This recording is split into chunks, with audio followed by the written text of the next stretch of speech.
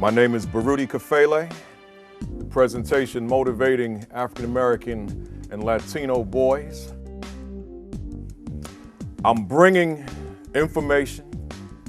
I'm bringing inspiration. I'm bringing passion. I'm bringing fire. But then I say to them, it's time to wake up. See, these young men are asleep, and we've got to wake them up. They're asleep figuratively speaking and symbolically speaking, so we've got to wake them up. So I show them this is symbolically where you are. You're asleep, and you were born brilliant. You were born most highly capable. You're scholars, you're intellectuals. You don't realize what it is you have. That's where we come in. And we've got to demand excellence, but we've got to be passionate about our delivery. And we've got to convince them of what it is that they have. So I say that we've got to go to the mirror. And when they look into the mirror, they've got to be able to see beyond the reflection. They've got to be able to see themselves all the way back to that individual I just showed you, Imhotep. They've got to see that those years and years and generations and generations and centuries of greatness. But see, they don't see that. And the question might be rhetorically, because we don't have time to really deal with it, but why don't they see it? Why don't they know? They're not necessarily coming into the world with textbook knowledge, nor experiential knowledge. Somebody's got to teach them. But if we do not teach them, then who's going to teach them? See, we have the power in our hands, but we've got to utilize the power that we possess, but we have the power to turn this thing around overnight. I believe that. But they see themselves as scholars. They see themselves as intellectuals. They see themselves as men. There's a man. They need to know that man. See, they need to be exposed to men. We've got to put real men in their lives and the pictures and stories of men who have done some great things. They need to be exposed. You can't do what you've never been exposed to. I say that a man, let me go back for a second. A man is one who has a love, respect, appreciation, and responsibility for himself. And we've got to teach him that. You don't have a math, reading, and writing problem. You got a manhood problem. Teachers must maintain high, I know we hear it all the time, but we got to do it. High expectations and standards for all of their Black and Latino boys, and believe, that's a key word. Believe that they will reach them. See, we got to really believe this. And see, sometimes we look at these kids, we don't really believe it. We give lip service, but we got to believe that it's possible despite their circumstances. See themselves as the teacher must see themselves, teachers must see themselves as the number one determinants of the success or failure of their Black and Latino boys. So in other words, as I'm in the classroom teaching, I'm you. In my mind, it's got to be, you are going to be successful because I am the teacher. See, you're going to achieve success because I'm here and I'm good. I'm good at what I do. I'm a master teacher. So we got to check ourselves. We got to run that videotape every day.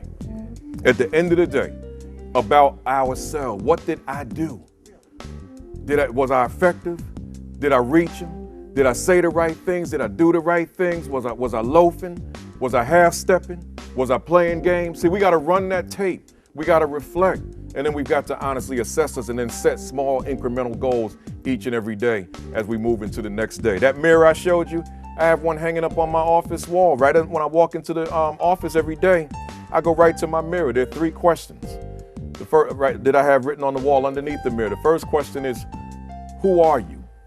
The second question is, what are you about? And the third question is, what is your most recent evidence? Those are questions for me. So I ask myself, who are you, Principal Kafele? And I answer the question, what are you about, Principal Kafele? And then if you're all that, what you said, what's your most recent evidence? Not what does your resume say you did back in 2006? Not what does your resume say about what you did in 2007. What did you do yesterday to move these kids further along the way? And then at the end of the day, I go right back to my mirror before I leave to go home or wherever I'm going. and I ask myself the question again.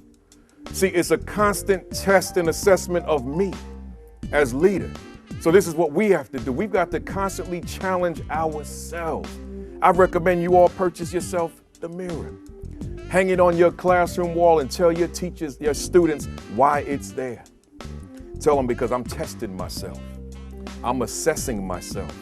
I want to make sure that I'm doing everything I can do for you. And the only way I'm really going to know is when I look at myself and look into my eyes and look into my soul and become honest with myself. You see? And when I do that, then I increase the probability that I move further. Then we bring the parent into the fold. And I don't buy that stuff when people say, oh, I can't get the parents involved. That's because you don't want them involved. All right? All right, I see, that's just the excuse. If the parents, this, that, and the other. No, if the school makes parental involvement a priority and the school is serious about that, then the parents will be involved. If the attitude of the school is they will be involved by any means necessary, they will be involved. But then once we get them there, we got to make sure that we keep them there. So we can't for example, we can't have a big meeting and we somehow get them out and then we talk about a bake sale all night. That's not going to bring them back. All right, or we're in there bickering about something. We got to give them substance so that they'll want to come back. We're teaching them that you're going to go to school for 12 years and then 4+ years for college just to go out with your hat in your hand and ask somebody for a job. When they have the ability to create the job itself. They have the ability. So we want to teach them about entrepreneurship. And one of the best ways to do that, and self-reliance and independence and autonomy and self-sufficiency. And one of the best ways of doing that is to go back into history and talk about Garvey. See, we got to show, because Garvey himself said what humans have done, humans can do. But we have to teach them about their history, teach them their past, so that they understand what it is that they should be doing. Solutions. Developing a young men's empowerment program in your school. Here's where I'm going with this, and we'll wrap up with this one. I say that men and women can be effective with young men. But by the same token, I say that these young men do need men in their lives. And I say that there are a plethora of men out there that want to make a difference, but have never been approached to make the difference. So as educators, as school leaders and educators, we have to find them, reach out to them, and make them a part of the school community. This is something that I've done. This is one of the things I'm most proud of as an educator.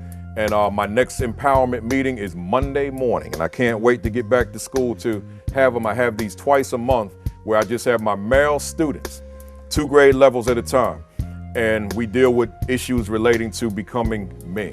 So here's where we are with this. All male empowerment assemblies and meetings with Black and Latino male guest speakers. So we have these men come to the school, we have them dressed professionally, and they come, I tell them all the time, don't come weak. All right, I need you to come strong, because they're used to hearing me and all that kind of stuff. I want you to come strong with a message. I want you to share your experiences. I want you to share your knowledge. I want you to share your wisdom. But I don't care what you talk about, because all men have various different stories, but I want you to bring something and connect with them and be willing to answer questions that they may have of you. So that's one of the things we do.